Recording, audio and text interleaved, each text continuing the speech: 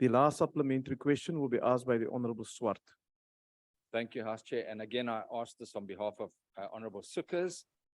Honorable Minister, we appreciate, ACDP appreciates the concerns that you are taking into consideration when it comes to boarding schools and consulting the parents, particularly when it comes to young children. Now, yesterday in the Portfolio Committee on Basic Education, the Department of Basic Education highlighted the challenges the sector faces with public micro schools in rural areas. And yes, we do admit there are some excellent schools in rural areas. However, is the Minister aware of the positive impact independent micro schools are having in rural towns and throughout the country? And if so, is the Minister's department willing to research independent micro schooling so that officials can learn how these schools deliver quality education in small multi-grade settings to deal with the issues and to assist those parents that don't want their young children to go to boarding schools? Thank you. The Honorable Minister.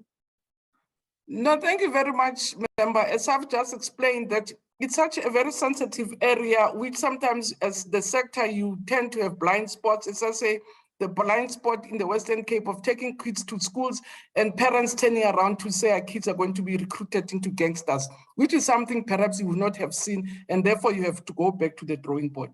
But I've also said in the Western Cape itself, because they have lots of small rural areas, they are using ICT. So we don't only need to research independent schools. There are schools in the public sector which are doing very well with multi-grade schooling. There are schools in the deep Eastern Cape, again, they're using ICTs as a tool of really improving. So you do find some of the small schools doing exceptionally well,